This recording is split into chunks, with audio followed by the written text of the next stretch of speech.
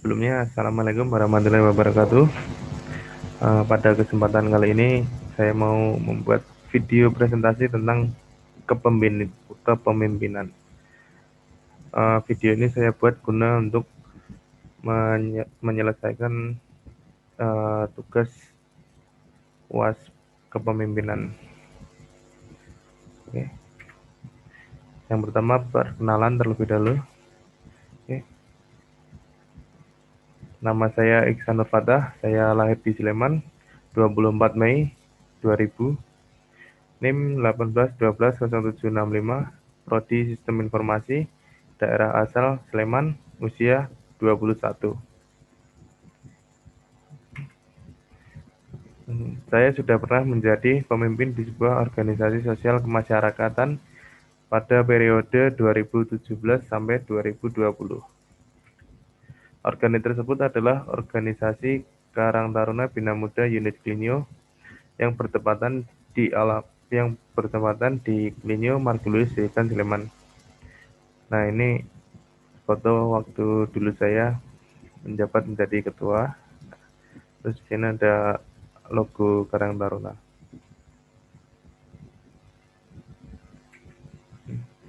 Jelaskan visi, misi, dan strategi Anda.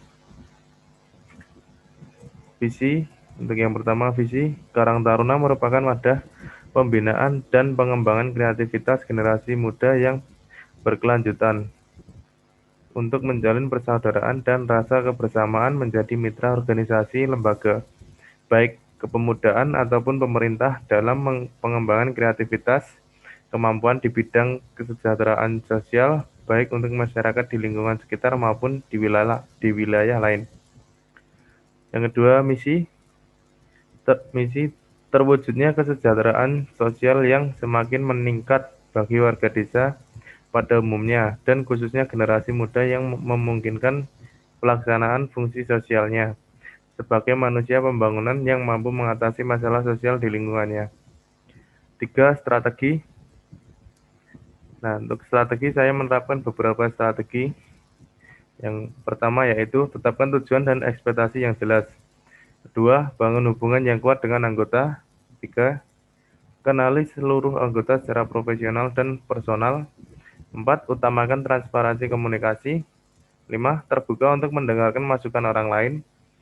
6. Selalu belajar dari lingkungan sekitar. 7. Mau mengakui kesalahan dan tidak menutupi kesalahan. 8. Tidak pernah ragu.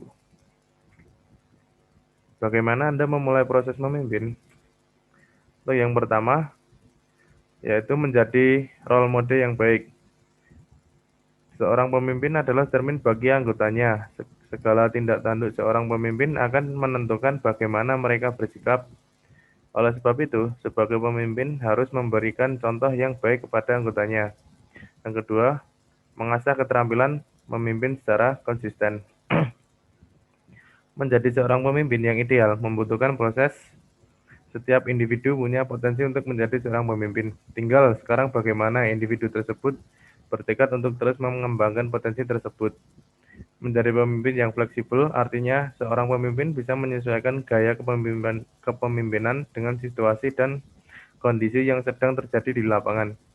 Ini merupakan cara terbaik untuk mengembangkan keterampilan dalam urusan memimpin. Karena dengan begitu, seorang pemimpin jadi tahu bagaimana harus bersikap di berbagai situasi. Yang ketiga, menjadikan diri saya sebagai pemimpin, bukan bos. Seorang pemimpin ketika memberikan perintah, maka tidak hanya sekedar memberi perintah. Lebih dari itu, pemimpin juga harus memiliki kerendahan hati, terbuka untuk berdiskusi, menerima kritik dan saran untuk kepentingan bersama. Anggota pun akan merasa senang dan bangga karena ikut dilibatkan dalam mengambil keputusan. Dengan begitu, akan muncul rasa hormat dari anggota terhadap pemimpin. Bagaimana proses menjelaskan kepada anggota atau pengikut agar bisa mencapai visi dan misi Anda? Yaitu dengan cara memotivasi anggota secara teratur dan bersikap transparan.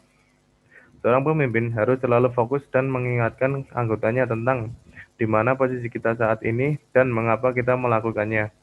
Pemimpin yang akan selalu mengingatkan tentang visi, misi, dan apa yang perlu dilakukan untuk mencapai tujuan tersebut. Jika seluruh anggota mengetahui visi, misi, dan tujuan tersebut, maka akan sangat besar kemungkinan mereka untuk bekerja sama mencapai tujuan. Sikap transparan atau keterbukaan inilah yang perlu dimiliki oleh seorang pemimpin untuk mencapai tujuan bersama yang telah ditetapkan sebelumnya. Bagaimana cara menghadapi masalah yang datang baik dari internal maupun eksternal? Oke, masalah internal dan eksternal. Yang pertama, kesempatan berkembang tidak sama. 2, senioritas. 3, bullying. Cara mengatasi masalah tersebut yaitu yang pertama, dengan cara konfrontasi terkontrol. Konfrontasi terkontrol ini artinya diskusi yang diawasi. Dalam hal ini, kedua belah pihak yang berkonflik akan saling dipertemukan untuk menyelesaikan masalah. Di antara kedua belah pihak akan dimunculkan pihak ketiga sebagai penengah. Pihak ketiga tersebut bisa ketua, wakil, ataupun pihak yang jabatannya lebih tinggi. Yang kedua, intervensi. Intervensi artinya penyelesaian konflik oleh ketua atau atasan yang tidak terlibat dalam permasalahan tersebut. Perlu digarisbawahi bahwa dalam tindakan intervensi, pihak ketiga tidak terlibat dalam permasalahan yang terjadi. Yang ketiga, konseling. Tindakannya adalah membiarkan pihak yang terkait untuk mengeluarkan keluh kesahnya. Pihak yang mendengarkan nantinya akan memberi tanggapan berupa masukan untuk menyelesaikan masalah. Jelaskan langkah-langkah konkret yang Anda lakukan dalam menghadapi masa pandemi COVID-19 agar organisasi Anda tetap eksis dan bahkan lebih baik. Langkah yang dilakukan dalam menghadapi masa pandemi COVID-19 yaitu dengan tidak mengadakan kegiatan-kegiatan yang membuat orang berkumpul. Rapat rutin dilakukan secara online via WhatsApp Group dan Zoom. Yang ketiga, turut berpartisipasi dalam upaya peningkatan derajat kesehatan melalui perilaku hidup bersih dan sehat atau PHBS, serta dilakukan upaya antisipasif dalam rangka menjaga dan melestarikan lingkungan hidup. Gaya kepemimpinan apa yang Anda pakai? Gaya kepemimpinan yang saya pakai yaitu gaya kepemimpinan demokratis.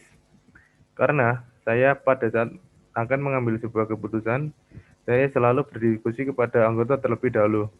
Saya selalu membuka kesempatan sama besar bagi anggota untuk berpartisipasi lebih aktif untuk mengambil keputusan. Suara dari tiap-tiap anggota juga diperlakukan sama penting. Di sini ide boleh ditukar secara bebas tanpa dihakimi karena diskusi sangat dianjurkan.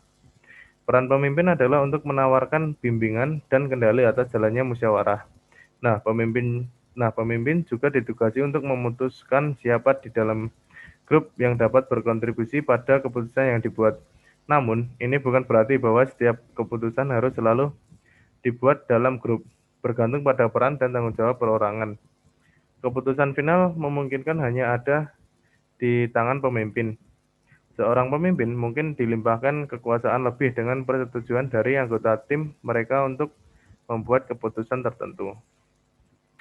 Contoh, pada saat merencanakan acara 17 Agustus, saya selalu melakukan diskusi terlebih dahulu kepada anggota, sehingga nantinya akan muncul masukan-masukan dari setiap anggota.